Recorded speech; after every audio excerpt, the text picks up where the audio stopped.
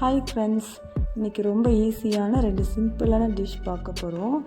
அதுவும் குழந்தைகளுக்கு ரொம்ப பிடிச்சதமானது கூட. இது செய்கிறதுக்கு ஒரு உருளைக்கிழங்கு எடுத்துக்கலாம். அதில் மேலே இருக்க ஸ்கின்னை மட்டும் பீல் பண்ணி எடுத்துக்கோங்க. அதுக்கப்புறம் குட்டி குட்டியாக கட் பண்ணிக்கோங்க. கட் பண்ணிவிட்டு 1 or 2 times வாஷ் பண்ணி எடுத்துக்கோங்க. இப்போ இது செய்கிறதுக்கு ஒரு குக்கர் எடுத்துக்கோங்க. அதில் 1 டீஸ்பூன் ஆயில் ஆட் பண்ணிக்கோங்க.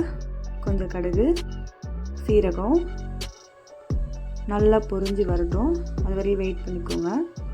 அதுக்கப்புறம் 4 கருவேப்பிலை, அதுக்கப்புறம் கட் பண்ணி வச்சுட்ருக்க உருளைக்கிழங்க ஆட் பண்ணிக்கலாம். ஆட் பண்ணி நல்லா மிக்ஸ் பண்ணி விடுங்க. நல்லா எண்ணெயில் கொஞ்சம் நேரம் வதங்கட்டும். அப்போ தான் டேஸ்ட் நல்லாயிருக்கும். பெருங்காயம் கொஞ்சம் ஆட் பண்ணிக்கலாம். ஆட் பண்ணி நல்லா மிக்ஸ் பண்ணி விடுங்க. கொஞ்சம் சால்ட் ஆட் பண்ணிக்கோங்க. ஆட் பண்ணி சால்ட் ஆட் பண்ணுறதுனால கிழங்கு சீக்கிரமாக வெந்து வரும். கலர்ஃபுல்லாக இருக்கும். கொஞ்சம் மஞ்சள்தூள் ஆட் பண்ணி மிக்ஸ் பண்ணி விடுங்க. இந்த சாப்பாடு குழந்தைங்க ரொம்பவே விரும்பி சாப்பிடுவாங்க. கொஞ்சம் மிளகாப்பொடி சேர்த்திக்கோங்க. சேர்த்தி மிக்ஸ் பண்ணி விடுங்க. நல்லா கிழங்கு ஓரளவுக்கு வெந்து வந்திருக்கு. இதுக்கப்புறம் நமக்கு தேவையான தண்ணியை ஆட் பண்ணிக்கலாம். கொஞ்சம் தண்ணி எக்ஸ்ட்ராவே வச்சுக்கலாங்க, நமக்கு யூஸ்ஃபுல்லாக இருக்கும். இப்போ பாருங்கள், தண்ணி கொதித்து வருது.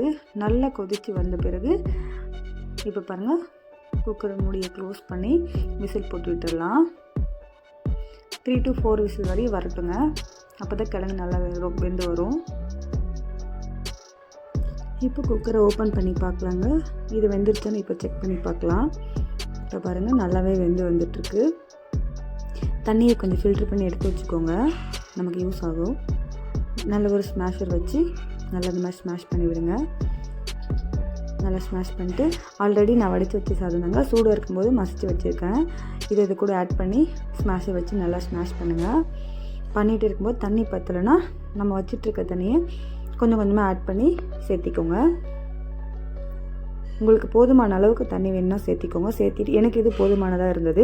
உங்களுக்கு தேவையான அளவுக்கு சேர்த்திக்கோங்க. பாருங்கள், பர்ஃபெக்டாக ரெடி ஆகிடுச்சு. இந்த மாதிரி குழந்தைங்களுக்கு செஞ்சு கொடுங்க.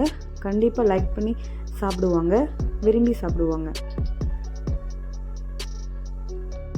இப்போ நம்ம பனானா ரைஸ் செய்ய போகிறோங்க. இதை விட சிம்பிளான ஒரு டிஷ் இருக்கான்னு எனக்கு கண்டிப்பாக தெரியல. ஒரு சூடான சாதத்தை எடுத்து நல்லா ஸ்மாஷ் பண்ணி வச்சுக்கோங்க. நல்ல ஒரு பழுத்த பழமாக எடுத்துக்கோங்க. அப்போ தான் சாதம் ரொம்ப நல்லா டேஸ்ட்டாக இருக்கும். பழம் எடுத்துகிட்டு ஒரு ஃபோர்க் எடுத்து சின்ன சின்னதாக கட் பண்ணிக்கோங்க. கட் பண்ணி நல்லா ஸ்மாஷ் பண்ணுங்கள். பாருங்கள், இந்த மாதிரி நல்லா ஸ்மாஷ் பண்ணிட்டே இருங்க. ஃபுல்லாக ஸ்மாஷ் பண்ணி எடுத்துகிட்டு நம்ம மசிச்சு வச்சுருக்க சாதத்தை கூட ஆட் பண்ணிக்கோங்க. ஆட் பண்ணிவிட்டு நல்லா மிக்ஸ் பண்ணி விடுங்க. நல்லா சாதமும் பனானாவும் நல்லா மிக்ஸ் ஆகட்டும். அந்த மாதிரி நல்லா மிக்ஸ் பண்ணி விட்டுக்கோங்க.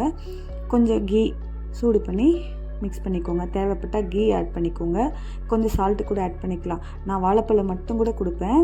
பாப்பா நல்லாவே சாப்பிடுவாங்க. இந்த வீடியோ பிடிச்சிருந்தால் லைக் பண்ணுங்கள், ஷேர் பண்ணுங்கள், சப்ஸ்கிரைப்